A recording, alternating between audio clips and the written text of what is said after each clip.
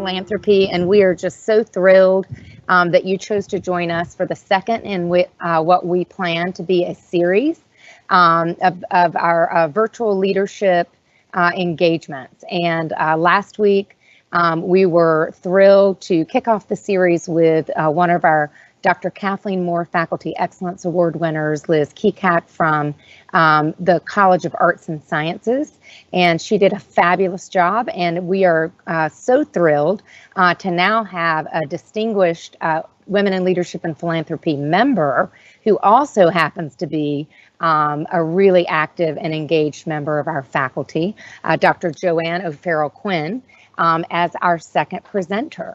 Many of you know Joann because she's kind of ubiquitous both in USF Health and in the College of Business. But I did want to give you just a quick thumbnail sketch of her very distinguished resume. Joann is a faculty member in both the Morsani College of Medicine and the Mumma College of Business, where she teaches Introduction to Research Methods, Leadership, and Emotional Intelligence. She's a sought-after speaker. We're so glad we were able to grab her tonight on the topics of emotional intelligence and leadership. She has a lot of engagements outside of her role as an educator, including a National Science Foundation funded research work to increase diversity and equity in graduate education admissions.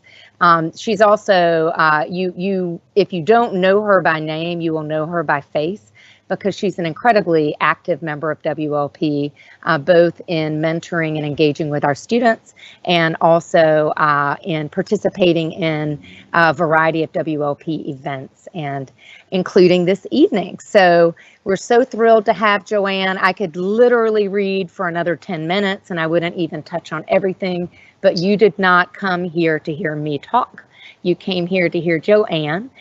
So I am going to pitch it to our wonderful Jessica Brasseur, who is our Director of Creative Everything now. One of the upsides of this new normal is a lot of the busy work that Jessica has had to do has fallen by the wayside, and we are able to harness her creative talents. And being able to kick off this leadership series and manage it is one of them. And I'm going to let her do just that, manage her baby. So with no further ado, I am pitching it to Jessica and Joann. Thank you both.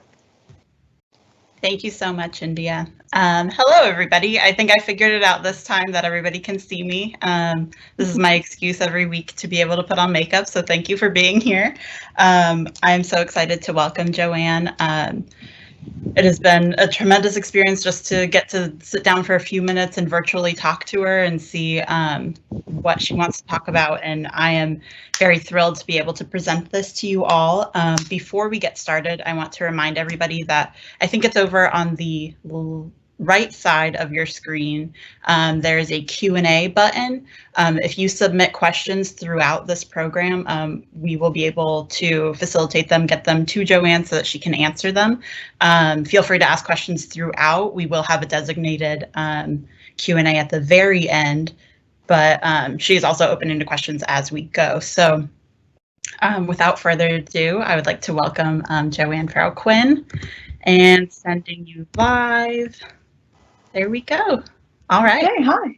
Good. Thank you so much, India and Jessica. I really appreciate this opportunity, especially also like you, Jessica, just to try to put some makeup on and clean myself up a little bit. I am actually wearing shoes, which is highly unusual. Well, that is good. So I'm pretty excited about that too. I have on Birkenstocks. I didn't say what kind of shoes I have on. They're sandals, but they're shoes. So I really appreciate the opportunity to also connect with other humans on the screen even. So thank you so much for this opportunity. So tonight we're going to talk about hope, resilience, and renewal. So I thought that this might be a good topic. It's always a good topic, but I thought it might be a good topic right now just to kind of cross over from, everyday, whatever normal life was, to what we're doing right now, and kind of remind everybody, you should be using all the same kind of tools and techniques as you normally do to maintain, your hope and be resilient, and then continue to renew yourself. So I'm going to try to share my screen. Let's all keep our fingers crossed here.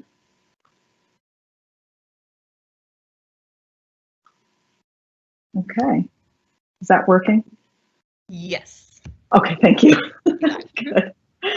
Okay, so let's just skip ahead here. Okay, so I just wanted to first talk about the fact that this is based off of my work that's in emotional intelligence that I have done for the last 8 years, I guess now, with Richard Boyatzis, who was my mentor at Case Western when I got my PhD. So this is the model that I use for emotional intelligence. So it's a 4-quadrant model.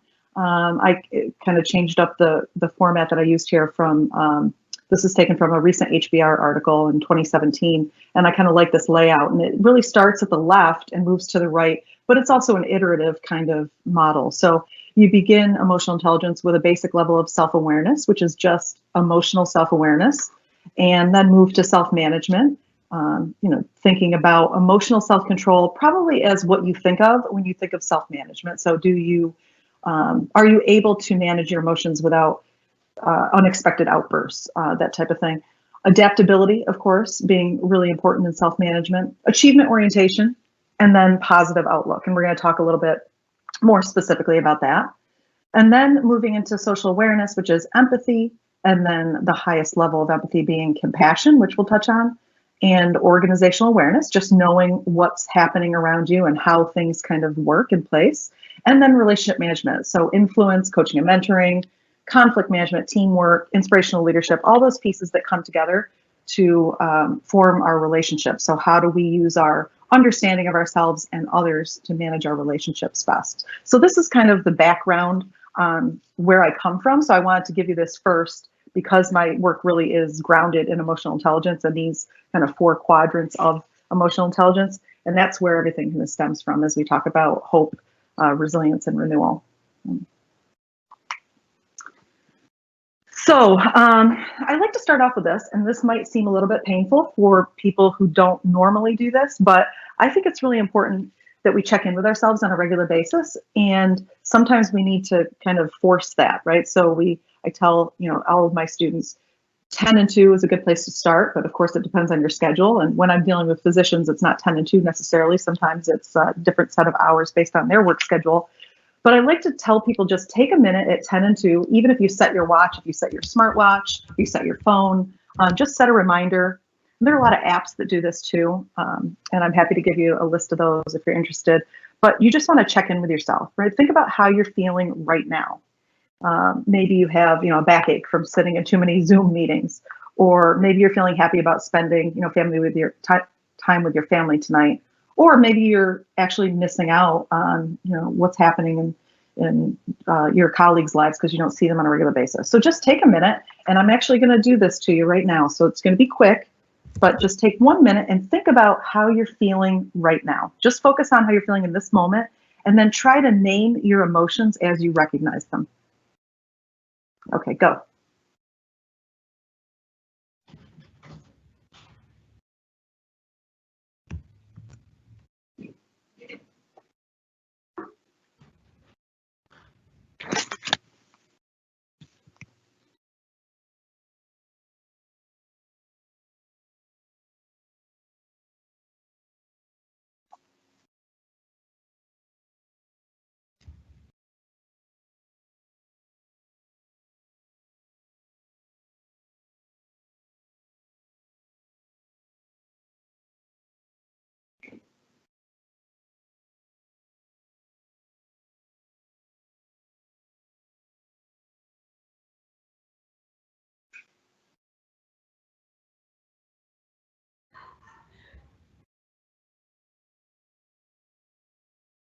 Okay, so that's about a minute. So I know it's difficult to be as interactive as I want to be, but if you want to share how that felt, I would love to find out. Did it feel like it was a torture session of an entire minute in silence, which you don't normally get, especially on a screen? Or maybe it felt quick if you do it on a regular basis. And you can share anything that you feel comfortable sharing, either in the comments section or the Q&A section, if you are comfortable sharing. And I love sharing. I can't say that enough. And questions. I love questions. I'm going to keep talking, but I would love it if anybody would chime in. So just naming emotions changes the way we think about them and how they affect us. So it might seem kind of silly, or it might seem like an exercise in futility, but it's really not. And if we do that at 10 and 2 every day, and we start off with just something basic like that, 1 minute, everybody has time for 1 minute twice a day, no matter how busy they are. And after you do that for a while, you might want to go to once an hour. But then you might start to notice that you don't need to check in with yourself, officially check in with yourself, make it a formal thing, because you're doing it on a regular basis. And it's important that we check in with ourselves, because if we don't, we allow our emotions to sabotage us, right? We allow our situations that we encounter on a daily basis to kind of take over, and we make some bad decisions. And I will admit that I do this on a constant basis. I'm always checking with myself, and I still make bad decisions. So we are only human. And so that's an important thing to keep in mind too. So, okay, so why does it matter? Why does it matter if we think about, how we're feeling, what's happening with ourselves, if we're hopeful, how resilient we are, and if we're actually taking that time, to renew ourselves?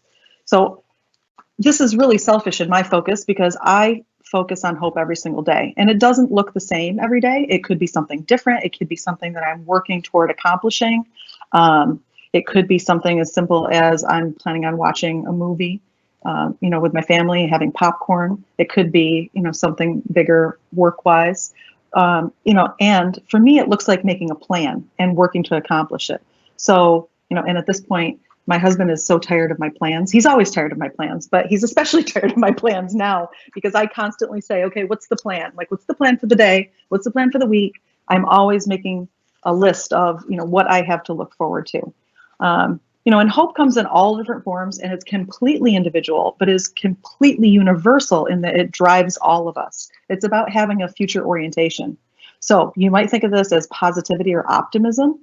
These are the things that, when you go back to that emotional intelligence model, is in that positive outlook. Are you looking forward to the future more than you looked, at the past? So are you more hopeful for what's to come, or do you focus on what's already happened? And especially right now, that can be difficult with ambiguity. It increases our anxiety over what's happening. So hope, still very important to think about. Optimism, and it's been important in young people, older adults, and in studies of patients of all kinds, just to touch on 3 different areas. So, that spans quite a bit, but, hope, again, it's universal. And in one study, young people saw 4 key roles for hope in their lives.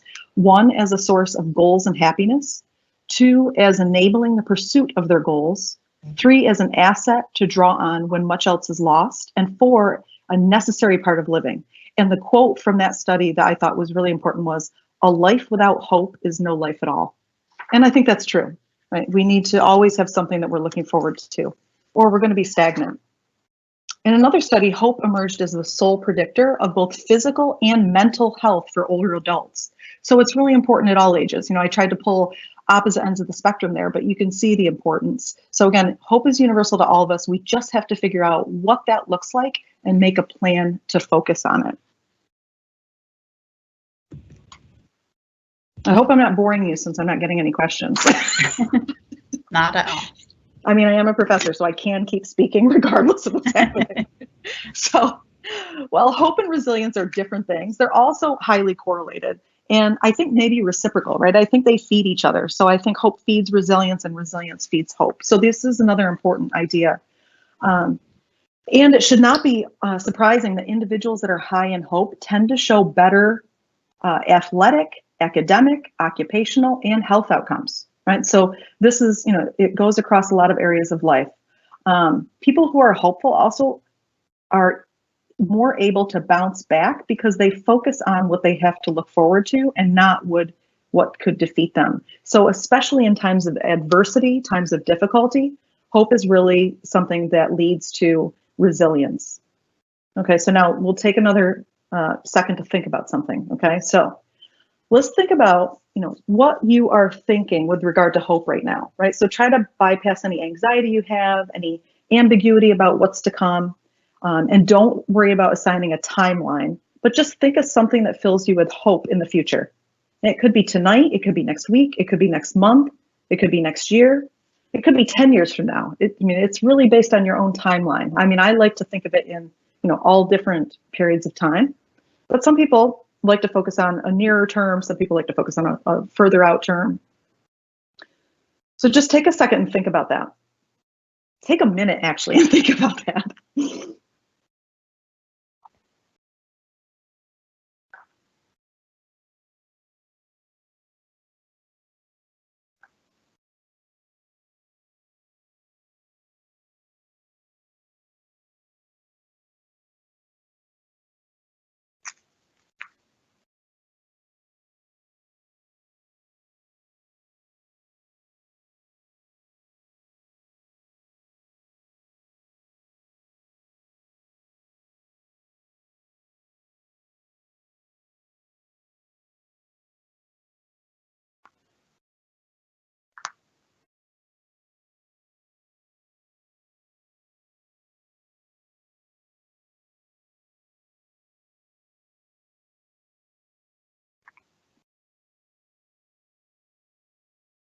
So I know it's difficult to focus right now, and especially while you're listening to this.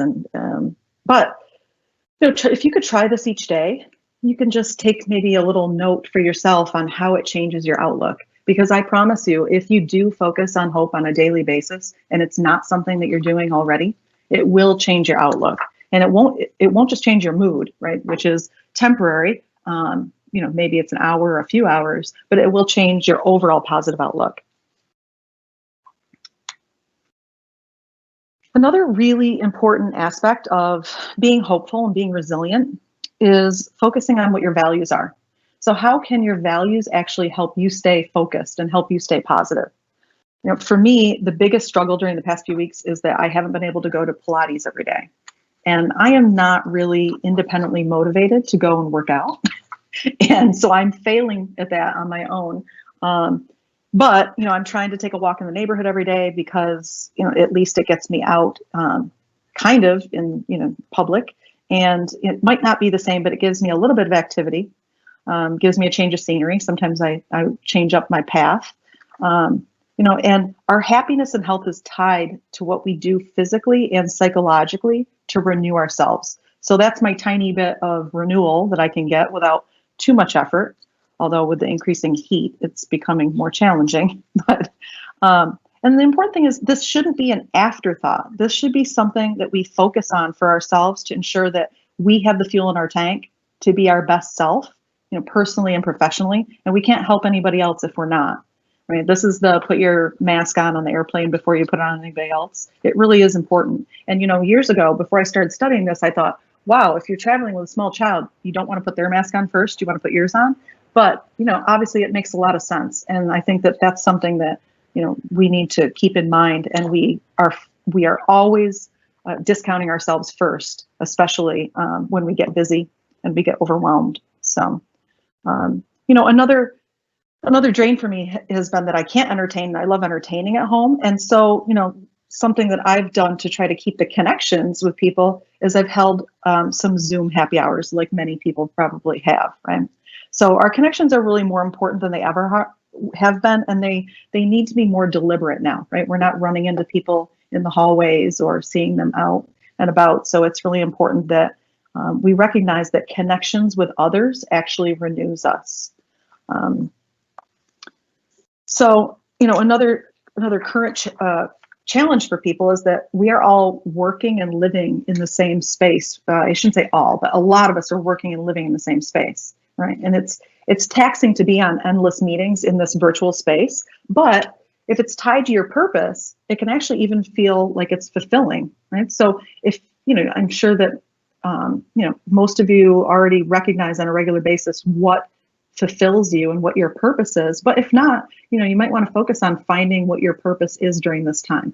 I'm sure everybody's seen those little memes about people who throughout history have made great discoveries during times of adversity, right? And that's kind of the idea. I mean, you have to focus in on something, and so figure out what's most important to you. Another great way to renew yourself is compassion. So what can you do to help others? Because compassion actually moves the focus off of ourselves and places it on someone else. And we get a lot from that. So if you want to be selfish about it, think about how being compassionate, which is being moved to help others, can actually help you too. And this is a big one for me. So watching the news can suck the life out of you. And I just wanted to talk about this for a minute. This is a huge pet peeve of mine. I don't watch the news ever. I haven't watched the news in a long time. I'll give you a little background. I used to be an equity trader, a securities trader. I worked in investment management, capital markets for 10 years.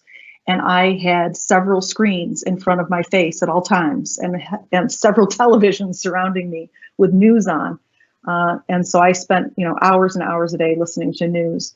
And as soon as I stopped and I got out of that world, I stopped watching the news, and it's made me much happier. So there are actually studies that have looked at the detriment of watching the news and how you need to do something renewing afterwards to actually combat the negative emotional impact of watching the news. And I'm not suggesting you remain uninformed, but what works for me is to only read the news. The way we absorb the information and it impacts our emotions is very different through reading it versus watching it and listening to it. So you might want to do yourselves a favor and turn off the TV, and instead you can start making a list of what you're going to do when you can finally return to some sort of normalcy. Maybe think about where you want to go, who you want to see in person. Think of, again, something hopeful, something that renews you.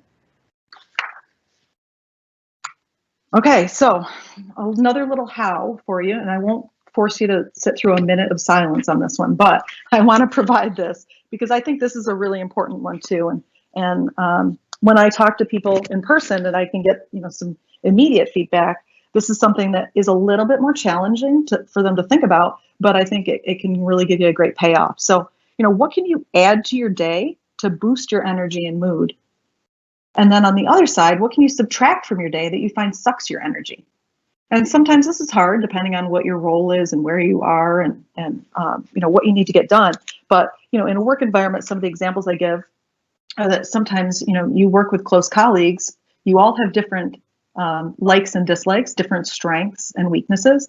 And sometimes we can trade things off with others, right? So, maybe you can take something out of your day and somebody else enjoys doing it. And it could even be a mood booster to them, especially thinking about in terms of introverts and extroverts and people who are more analytical or more qualitative, right? So how can you kind of take things and switch them around to make you happier? And that doesn't mean obviously we can take all the bad things out of our day, but sometimes there are those little things that make a big difference.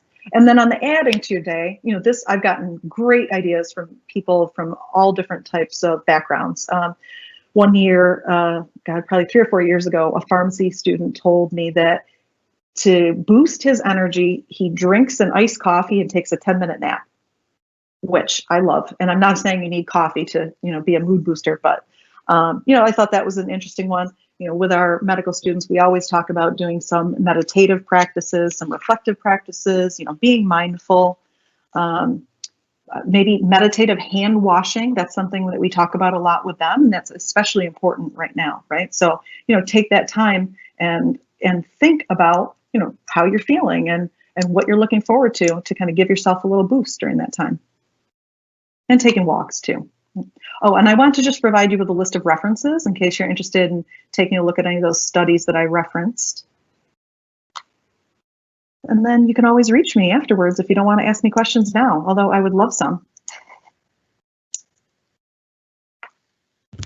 Let's see if we've got any as we're going. Thank you so much, Joann. And guys, don't be shy. I know that there are a lot of people that are online. I don't know if the platform we're in right now allows you to speak verbally. Jessica would know that, or if you just have to type your questions in. I think they'll just have to type them. I don't have any control of their microphones, and I'm not sure if they can unmute themselves. If you can unmute yourself, feel free to unmute and start talking. But I believe that they will just have to type them in. And on your screen, you may, like when I began in this meeting, I didn't have any buttons that were apparent. But if you use your mouse and hover it over the screen where the PowerPoint is, there should be a bar that pops up that has a picture of a camera and a picture of a microphone, and then along, to the right, there's it looks like bubbles, thought bubbles with a question mark in it, and that's how you input the Q&A. And Joann, can you see the Q&A questions, the new ones? There's one at the very bottom. What about watching positive YouTubes or comedy to help with your positivity? Yeah, so definitely positive YouTubes. I mean, although I'm not sure how many of them are positive really, but we see a lot of cat videos. We see a lot of those, right, that are floating around social media. I'm sure there are a lot of great things on YouTube. I'm not a huge absorber of media, so I probably should get out there a little bit more and find out what's out there. But I'm also, ironically, I'm not really a big fan of comedy, but I think there are specific instances of, comedy that's really funny. Unfortunately, comedy tends to focus on whatever's happening in the world at that moment. So while it might be fun and it might be lighthearted, it also might be a little bit depressing if it's focused on what's happening right now. And Joann, I'm going to go ahead and put you on live so that people can see your face as you're answering. And then we have another one from Jennifer. Thank you for this great presentation. What are other factors to consider to boost our resilience, and how does resilience impact self-efficacy? Oh, that's a great question. Yeah, so I think, again, this is kind of one of those reciprocal relationships between resilience and self-efficacy, right? So especially being women, self-efficacy is a huge, huge issue. It's something that we should be focused more on because that does build resilience. And of course, if you're working on your own resilience, so how can you be more resilient through renewing yourself on a more regular basis and focusing more on yourself? And that does lead to being, feeling like you do have more efficacy. And I think it's one of those kind of, it's one of those iterative kind of loops. Other factors, I'm not sure other factors to consider to boost, if you mean examples of things to do. I think it's quite personal. I think it depends on, what your interests are. But again, I would go back to values. So if we were in person and we had some time, I would say, sit down and do a quick little value sort. And what emerges as your top 5 values are the things that are most renewing for you. Great. And then someone says kittens and puppies. Yes, those always help towards positivity. And then someone says, I like the idea of subtracting the energy suckers from my day. And I'll talk about that for 1 second too. So the idea of the energy suckers, because quite often things that we don't like to do are things that we have to do, right? So I will admit that I don't like grading. It is just one of those things that I don't find to be personally renewing. It's definitely one of my energy suckers. So I try to do it in blocks of time. And so it could be, something like that, where it's something you don't necessarily, get anything out of. And in actuality, it kind of sucks your energy. So how can you fit that into your day? And I've talked to different people about how it works for them. And again, it's really personal, right? So maybe it's doing short bursts of whatever you don't like to do, or maybe it is kind of chunking it all together. So that's something to just think about. That's great. Hey, this is India. A question for you, and it's one that I think will be very meaningful to all of our participants because we're all members of WLP primarily because of the work we do with our students. As a faculty member who is engaging on probably a daily basis with our student population, can you give us a perspective on what our student experience is right now? And how, specific to this situation that they are dealing with, how are you advising them to help reinforce and nurture their resilience and get through it? Yeah, absolutely. So my 2 populations, of students are pretty specific. So they're medical students and then also doctoral students in the DBA program in the College of Business. So they're a little bit different than, the average kind of maybe undergrad or regular grad student. But the number one thing I say every single day, and I put it in emails every day, is first of all, don't worry, because everything's going to work out. And I think that that's, especially my medical students, really struggle with that because they're still young and extremely high achievers. They are at the top of the scale on achievement orientation, which is great, but it's also, it can be a negative, right? Focusing too much on one thing leads to kind of discounting everything else. And certainly we know that what we focus on in our curriculum in the SELECT program is making sure that they don't become burned out, they don't become disenchanted because they're focusing so much on, their schoolwork. So with all the students, I just like to remind them, don't worry, it's going to work out, especially now, during this period of time in the second half of the spring semester. Major changes, obviously. The students have been much more resilient than I would have thought.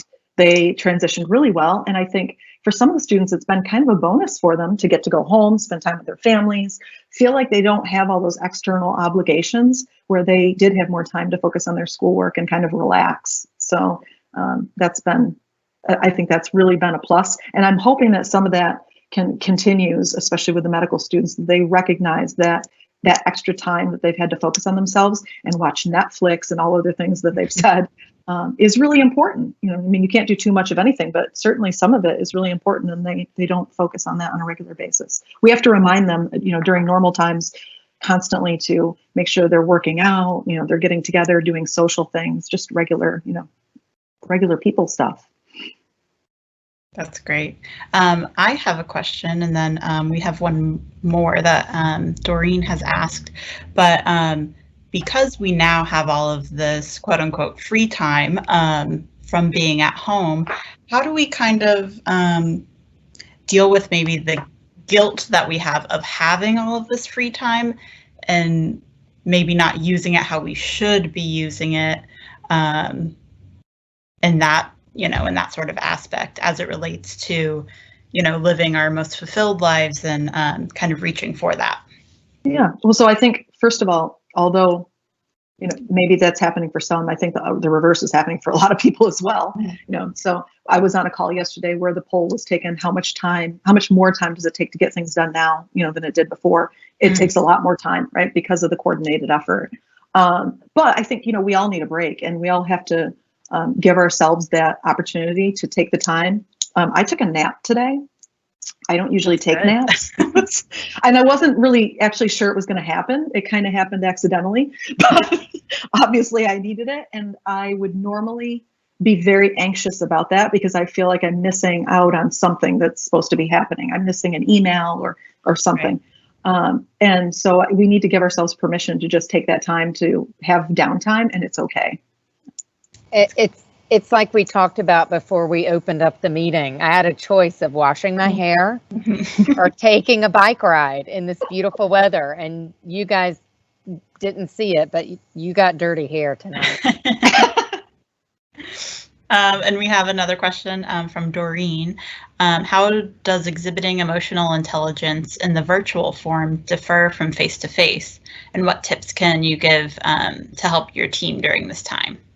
Yeah, so this is interesting too. I was talking about this yesterday with a former student. It's very different, right? Virtually, it's different on the phone. It's different on the computer. We probably take for granted our kind of emotional expressions, how we're interacting with people when we're in a normal environment where we're in a meeting or such, or in an office space. So it has to be more deliberate right now, right? It takes more effort to kind of get your emotions across through the screen, or even just if you're talking on the phone.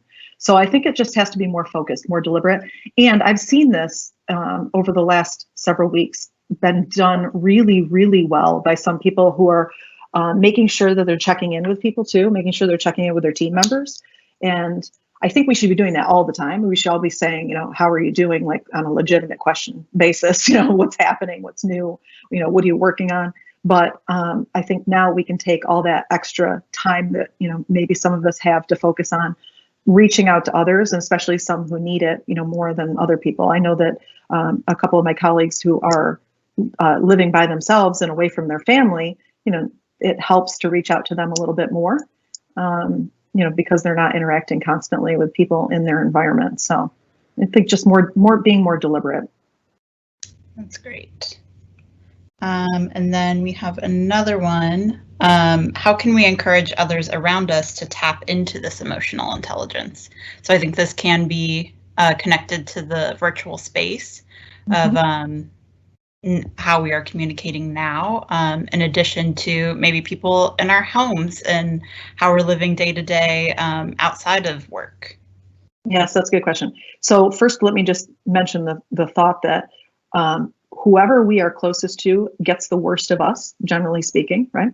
And so we are quick to kind of disregard our understanding of what's happening with ourselves and maybe how we're relating to other people when we know people too well.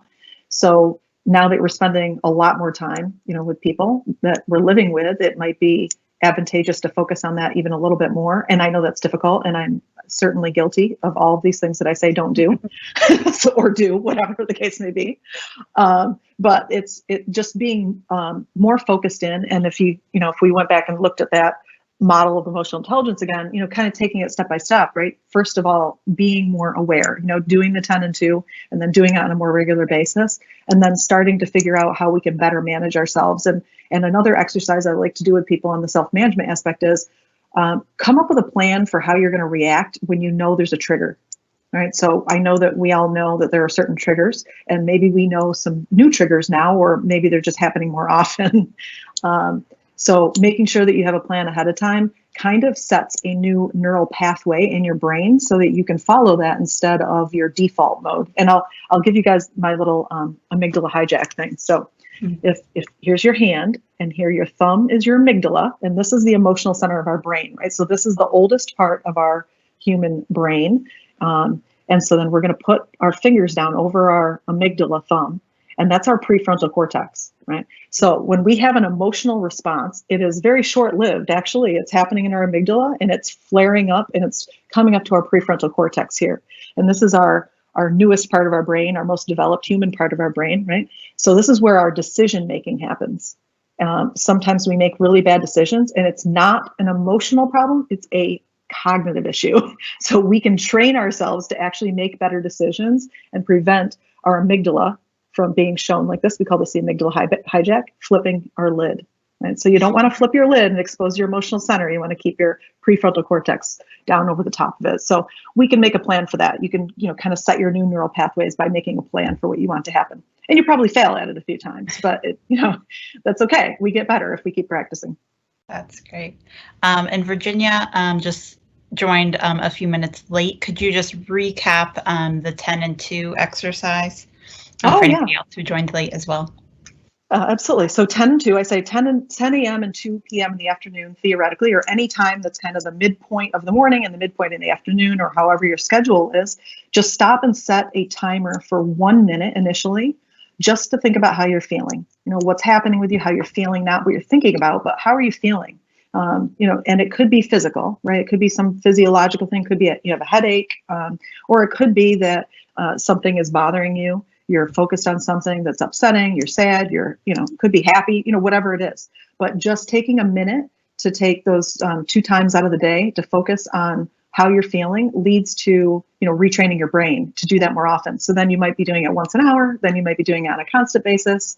And I mentioned apps. So Calm, Headspace, Breathe, there are all sorts of apps too that you can use for that. But of course, you could just set a timer on your cell phone or your watch too. That's great.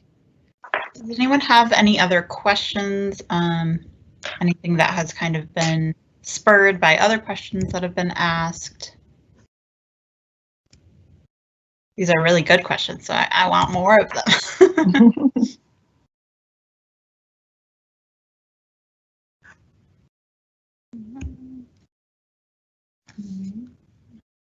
Oh, and you know what I should say on that, because I'm going back and looking at the questions. So how we can encourage others to tap into the emotional intelligence around us. Yeah. So we can't change anyone's behavior, which is an issue, right? We can't convince anyone that something else, something's important to them. So, maybe leading through example, right? So sharing your own experience, your own personal, this is how, this has worked for me, or this is why I found this to be important. Sometimes help when other people hear that, they might want to learn more about it. And if anybody wants to learn more about it, you can contact me or have them contact me. Good. Thank you.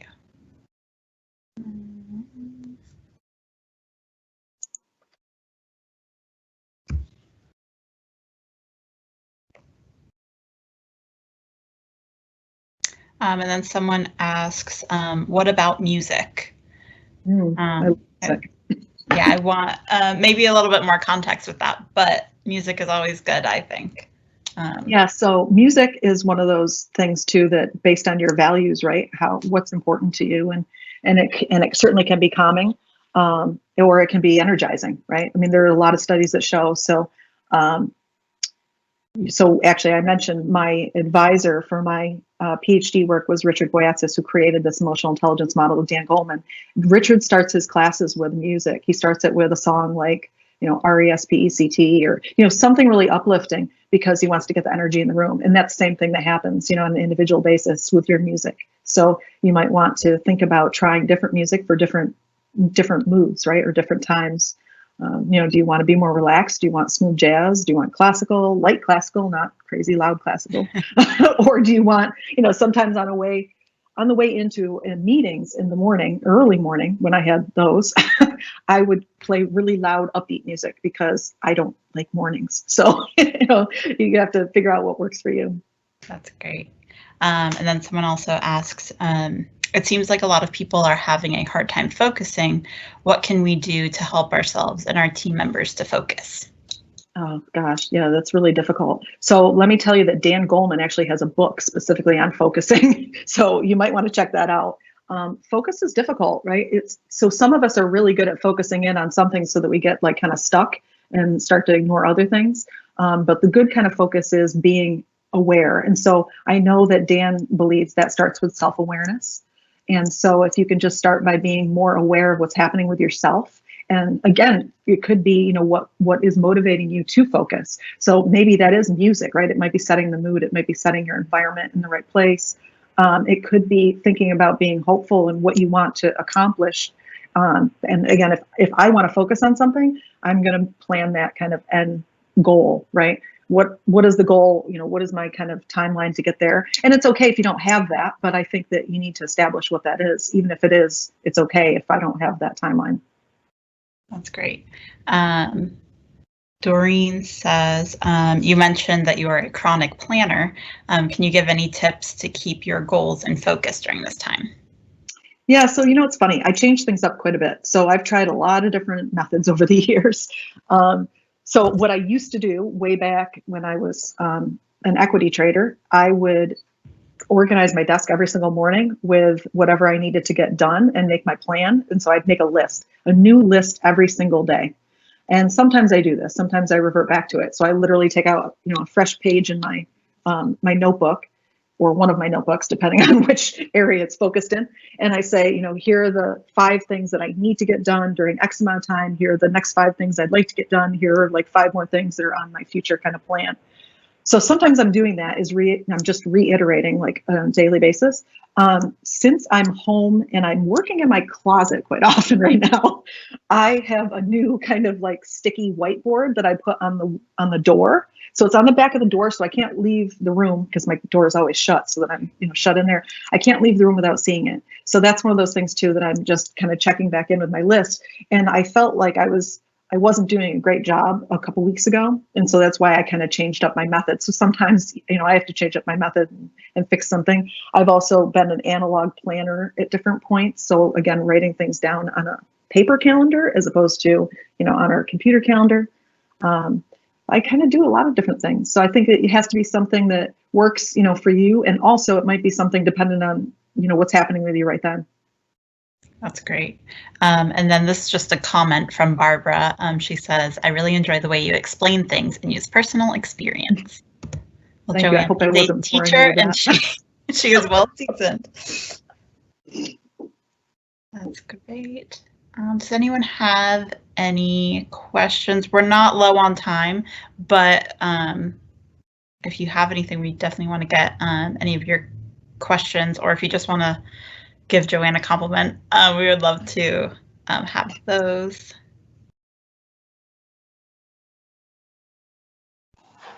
Joann, I have one thing that Dr. Lenker shared via text as she was signing off. She offered a comment that said, "Yay, Pilates junkies." And then she wanted me to let you know that she has an amazing Pilates instructor that will stream it live for you. So, Greta has been doing Pilates at home since the stay-at-home order, and she would be happy to share with you her instructor. So we can make that connection. She wants you to be happy and healthy. Thank you. Yeah, I need that motivation. Yeah. That's great. Someone asks, what is your walk-on music? Oh, gosh. So I think going back to maybe the music that you listen to first thing in the morning when you have an early meeting, or if you were to choose a walk-on song, if you had anything.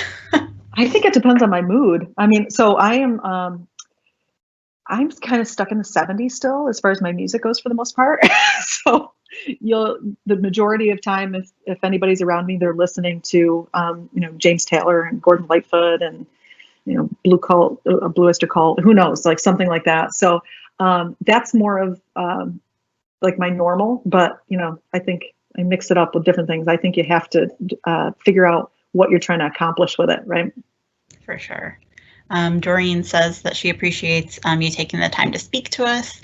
And then someone else says, thank you for the informative session. This was helpful during this interesting time. And it definitely is an interesting time. Mm-hmm. That's for sure. Great. All right. Does anyone have any final questions? Going once, going twice. I'm going to shoot it back over to me to give a last. We're just so happy that we've had such wonderful response to this, our third in our virtual event series, second in the leadership series. And hopefully we are going to be able to be together in some fashion of our former way soon. But we have just been so grateful and blessed that we've had so many of our leaders, both faculty and members like Joann, raise their hand and be willing to avail us to their talents. And we're also so blessed to have Jessica's amazing talents and for us to be able to leverage this in this new way. And we appreciate all of you for participating. So be well, and we can't wait to see you again next Thursday.